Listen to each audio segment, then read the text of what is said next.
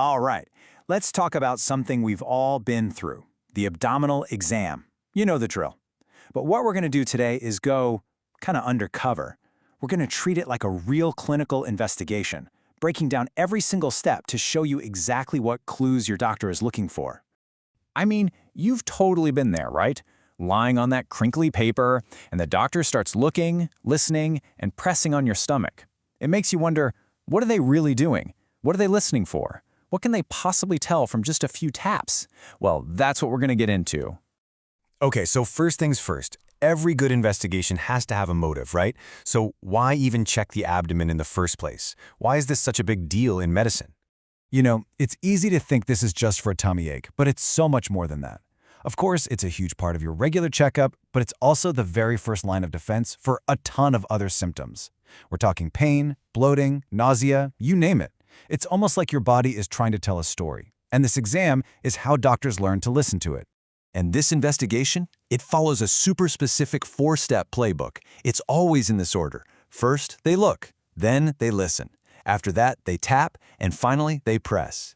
And trust me, that order is absolutely crucial. We'll get into why in a bit, but each step is designed to gather a totally different kind of clue.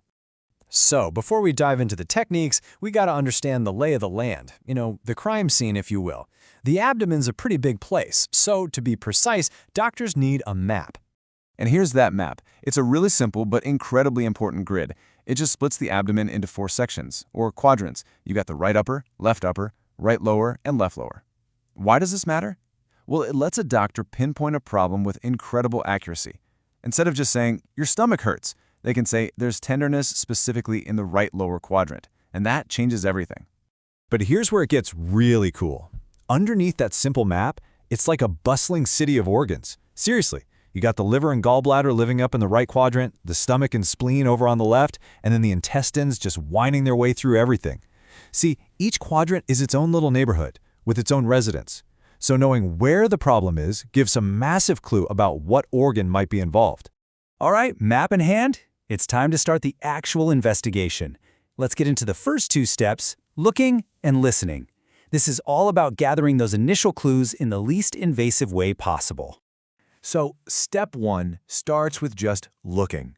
But a doctor isn't just glancing at your stomach. They are inspecting. They're looking at the shape. Is it flat? Is it rounded? Is it swollen? They're checking your skin for any scars, rashes, or discoloration.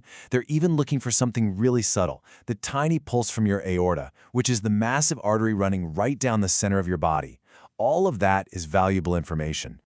Okay, here is a major pro tip. This is a big one. You will always see a clinician listen with their stethoscope before they touch. Always. Ever wondered why? Well, it's because tapping or pressing on the abdomen can kind of wake everything up in there and change the sounds your bowels are making. So to get a true, undisturbed listen of what's naturally going on, they have to listen first. It's a non-negotiable step. So what exactly are they listening for?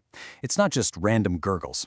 One of the best descriptions I've heard is that they're listening for the tinkling and pinging of your intestines doing their job. It's a great way to put it, right? And whether those sounds are there or not there is a huge clue. And it's really the frequency of those sounds that tells the story. In a healthy gut, you're going to hear somewhere between 5 and 30 of those little sounds every minute. If it's way more than that, or if it's completely silent, that tells the doctor that something's up.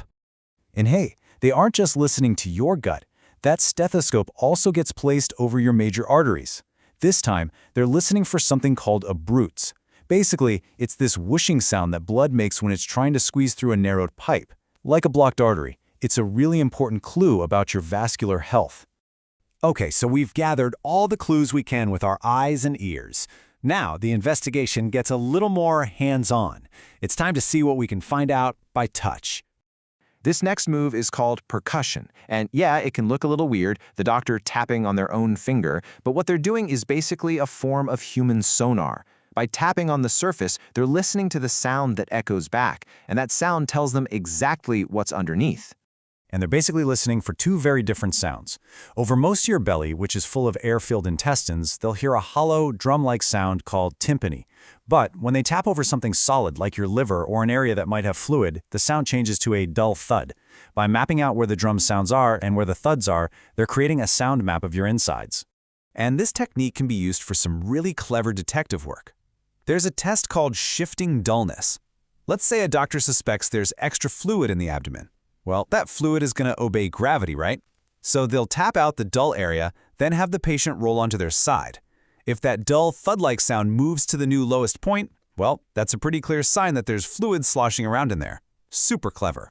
And that brings us to the final step, palpation, or, pressing. This happens in 2 phases. First, there's a light touch, just to check for any tenderness right at the surface. Then they go a bit deeper to actually feel the size and shape of the organs underneath, like the edges of your liver or spleen. And here's my favorite part. A really skilled doctor is watching your face the whole time, not their hands. A tiny wince from you tells them more than anything their fingers can feel. All right, we've looked, we've listened, we've tapped, and we've pressed. All the evidence is in. So how do you put all these clues together to actually solve the mystery? This is where that map we talked about becomes absolutely essential. The doctor takes every clue, the pain, the sounds, the feeling, and pins it to a specific quadrant. So if there's sharp tenderness in the right lower quadrant, alarm bells for appendicitis start going off.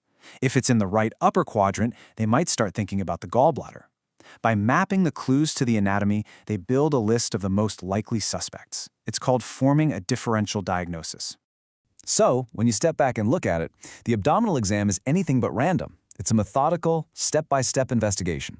It's really a physical conversation with your body, a story that's told not with words, but with sight and sound and touch. And all those pieces come together to paint a picture of what's really happening on the inside. So now, you're officially in on the investigation. The next time you find yourself on that exam table, it won't be a mystery anymore. You'll know the 4 steps, you'll know what the doctor is looking and listening for. The only question left is, which one of those clues are you going to be listening for?